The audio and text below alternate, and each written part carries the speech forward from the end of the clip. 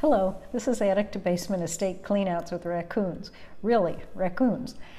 I've redone this video from March because the sound was bad, and also I was able to add music behind the photos now.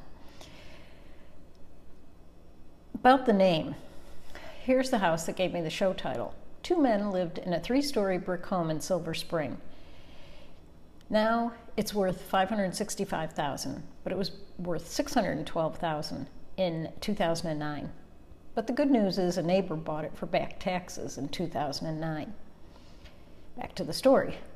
At one time they had a female roommate, but she had moved out, so they filled her room with newspapers, magazines, and mail. I couldn't open the door more than 8 inches.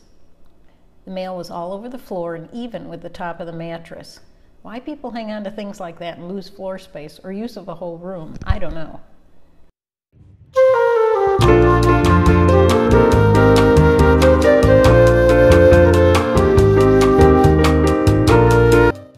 The one man died in the house, and when the ambulance was called and the crew came in, they realized that the other man was very sick.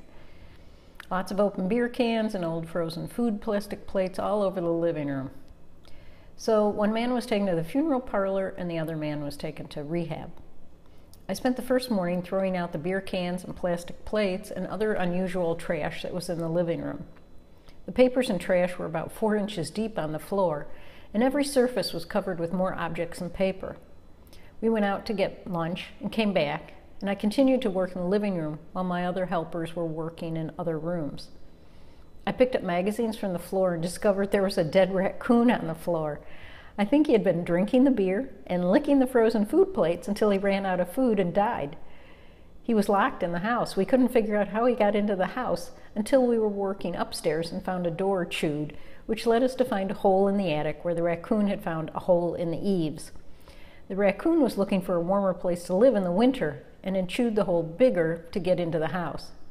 At the time, my cell phone didn't have a camera, or I would have a photo of a flattened, dried-out raccoon to show you.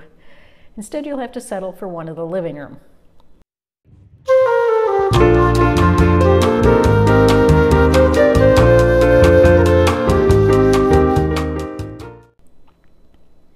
My sister, who came to work with me, wouldn't come into the house after she heard about the raccoon. She sorted through paperwork on the front walk, looking for stock, savings bonds, and tax papers. It was the first and last time she worked for me. This type of environment isn't for everybody. This job took 4 people a total of 119 hours to clear out.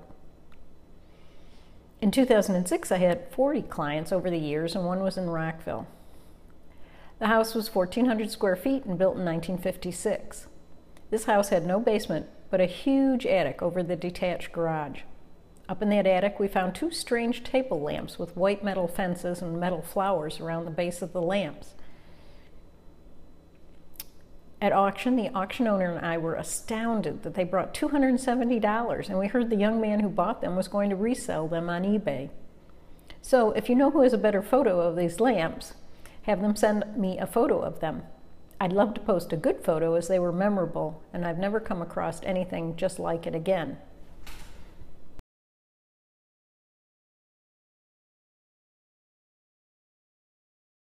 I included a cartoon from episode 2 in case it didn't show up very well in episode 2. Tips for doing an estate clean out. I needed to have medical gloves and face masks on hand, and you can see by the first house photos why. I had the best of luck with Costco's Kirkland brand of 30-gallon black trash bags and clear bags. Even when we threw metal hangers in the bags, they did not rip. The black ones were meant for trash to me and my crew of workers, and we put charity clothing and linen in clear bags. I have thrown out clothing that was bagged in black bags by the family before we started working in the house because they were unmarked and I thought they were soiled or ripped. Use blue painter's tape on furniture that is going to be sold. Tell junk haulers not to take anything with blue tape on it. A long piece of blue tape that was the width of the palm of your hand was easy to spot by everyone, and it would not harm the fabric or wood. But don't put it on gilded or painted items. It can take the gilding right off. Junk haulers often have several workers, and they sometimes spread out into different rooms, and once or twice furniture had to be brought back into the house that wasn't supposed to be trashed. That's another reason to find a trash hauler you can use over and over again, as you get familiar with their operation and they get familiar with yours. Also, as I've said before, some haulers want to be paid on the spot, and I wouldn't do that. They had to bill my client. A trash hauler that has been in business a year or two should have enough money in the bank to pay his employees and can invoice your client. I stated at the bottom of my invoice that a client had 30 days to pay. I only had to file in small claims court once. The reason she paid was she was over 80 and said she couldn't do the steps outside the courthouse. I had sent her several notices by registered mail before I filed in small claims court, and she paid me. Find someone to work with you that has knowledge of items you might not have. I knew the names of tools and craft items. I hired people who knew about fishing rods, jewelry, linens, glassware, books, and antique furniture. I learned as I worked and bought reference books, but having someone with you at the moment who is knowledgeable is valuable. In the beginning years at the end of each job, I even sent a thank you note to whoever hired me. But the last 8 years, I was busy doing over 60 houses a year, and I just didn't have time. Instead, I started sending a gift basket of candy and fruit delivered by Costco to the top 5 people who gave me the most work in the past year. Since Washington, D.C. is such a diverse area and I didn't know who celebrated Christmas, I sent out the gift baskets at Thanksgiving and sent all my other clients Thanksgiving cards. It was a safe assumption that every one of my clients celebrated Thanksgiving. That's it for episode 3 of Attic to Basement Estate Cleanouts with Raccoons.